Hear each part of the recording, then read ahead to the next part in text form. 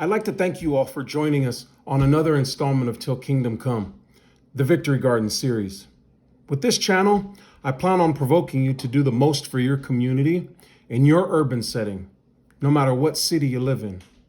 So before we get started, I would like you all to hit the subscribe, hit the thumbs up, share this with anybody that you think might be interested in some of the things we're going to be going over. So let's get started. I have a feeling that when most people, you talk to them about farming or gardening, this is what they think of. A house out on the prairie, isolation. Well, this is not the farming or gardening that city folk like myself are interested in. I, of course, live in the city, and 3 years ago, that decision was solidified when my family and myself decided to move into our new home. This is what we had to deal with. A not so typical home in the suburbs between San Bernardino and Los Angeles. As you can see, the last tenants neglected the land, but we were led here. And so after we saw the potential, we fell in love. And we knew it was the place to plant our family. Dad joke. Okay, our soil was very hard, and when it got wet, it was very sandy. So there's a lot of things we had to do in order to prepare the land. And in fact, for us, it took more than 2 years, and we're still doing work on it. The hardest part about the whole process for me was bringing our garden into a balance without using pesticides. Learning how to manage the bugs and the lizards and the ants, which any one of those by itself can devastate or ruin your garden. So it's very important that when you're creating an organic victory garden, you maintain a healthy level of patience and lean into the practice of trial and error, eliminating pests that are non-beneficial and introducing different contributors that play well with one another. One of the methods that helped us prepare the land with no pesticides and no chemicals were our chickens. And in small numbers, they'll help you put nutrients back into the victory garden. But you want to be careful because them alone and without a holding pen can devastate any new growth that you may have going on. In addition, bugs can be bought from your local hardware store or on Amazon, and they'll keep pests at a healthy level. Like praying mantises, they'll stay in the same local area, but ladybugs are a little bit harder to keep in the same spot because they'll move on once the food has been depleted. Both of these are seasonal, so just make sure you're checking with your local stores. Another great way to prepare your soil is to dig a hole about 6 inches deep right next to the root system of your tree or your plants and put in any vegetable or fruit byproducts you may have, then cover the hole. I've heard that this method was called a poor man's compost or lazy man's compost. Either way, it puts the byproducts or the nutrients for those fruits and vegetables directly back to the root system. You cover it up and you forget about it. I think in my case, we'll call it a lazy man's compost.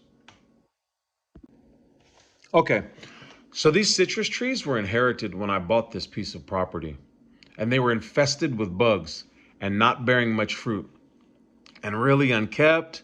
So what did I do? Like any person that has no idea what to do with a tree that seems to be a nuisance, I chopped them down to the bare minimum.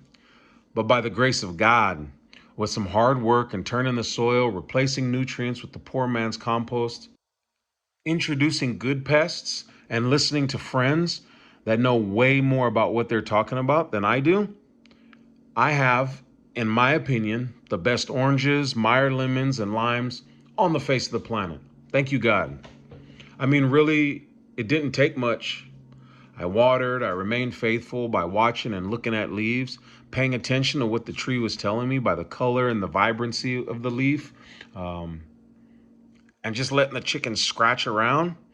And thank God, California these past years have had a good amount of rain, and they performed. My trees bear fruit once a year. My limes bear fruit, seems like year-round. Now, I don't know if it's because the specific type of lime or if it's because we're in Southern California and the weather is great here, or if it's because what I'm doing with the soil. But nonetheless, I get a chance to share the fruit of my labor literally with those in my community. And that is what Till Kingdom Come is all about. Stretching the limits of your knowledge and putting yourself in a position to be able to help others around you. So recently I got blessed with a really cool machine that makes sprouting seeds really easy. It's called an arrow garden. And this machine allows you to give constant light to your seeds while they're submerged in water. They rest down inside of these cork containers, and the corks sit inside of the reservoir. The whole package comes with some type of bionutrient type juice stuff, but I don't use what it comes with. That way I keep my seeds organic. Because that's really important to me, I stir up my own concoction. What I do is I take a banana peel and some water and I let it sit for a week or so. Then I'll put a couple of tablespoons every week into the water reservoir. If you take a look, you can see I have a couple different types of parsley growing. I have some chives, I have some cloves, I have basil, and I was really happy about the deal that I got to start sprouting because I'm really looking forward to making pickles. Right below that, I have some citronella because the water reservoir is right next to my door. And I started putting some of the citronella down, and I plan to keep citronella around the doors and around my windows because not only does it smell pleasant, but they also say it keeps mosquitoes away. I'll be adding other things around to keep bugs away as time gets closer to spring. To me, it seems like a good idea because I have a love-hate relationship with mosquitoes. I hate them, and for whatever reason, they love me. Now, moving on to my herbs. I have some mint that I propagated from a friend that gave me a very small pot, and I transferred it into some soil that I've been working over for a couple months. I don't think you need to work the land so much for mint, although some people say it's really easy to grow. With that being said, I've killed a lot of mint before this one finally took off. So I think it had something to do with me working the soil. My rosemary is a few feet away from the mint. Again, I propagated a very small amount from some family up north. I brought it home, planted in the soil that I have been working for a couple months using the methods that I had spoke of before, and it's really taken off. I really like rosemary to be able to season my meats with or season different dishes with. And you can use the mint to be able to cut up slices with lime, and you drop that down in water, and then you can make yourself some flavored water. Now, the last method I'll be going over for right now actually may seem more complicated than it really is. And if you like digging in the dirt after it rains or after wet mornings, you'll find it pretty satisfying. It's creating an earthworm habitat. It's so simple. You see here that I have a pot. And in that pot, I've made 15, 20 holes. A couple dozen holes, about a quarter inch in size, and I've put it in my above ground garden. After doing that, I fill up the area around the pot so that the pot is about halfway submerged, and I take composting material, so food, grass, cardboard, anything besides flesh, so no meat, and I throw it in. And that's dinner for the worms. Then I plant my garden around the pot, and I toss every earthworm that I find inside of that pot.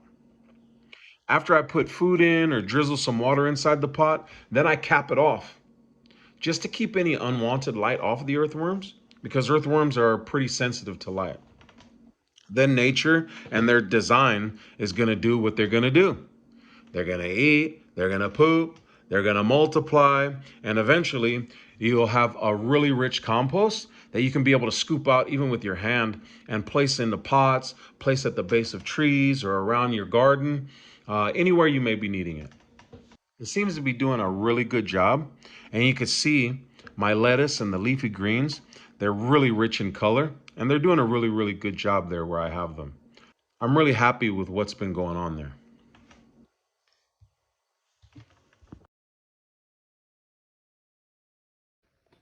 In conclusion, start small. You don't need acres upon acres to provide enough to be able to see a benefit to your wallet. You don't need acres and acres to be able to do something for your community. Don't be afraid to step out of your comfort zone. Play in some dirt or fail. Failure is a great teacher. And as long as you learn from it, it's not a waste of time. Educate yourself on symbiotic relationships with plants, better pest deterrents, or better ways to enrich your soil. Having said all of that, I want to thank you for listening. I'm Benjamin David, and I'm praying that you'll embrace this challenge with me. You'll lean into some difficulty, and you'll take a stand for your community till kingdom come.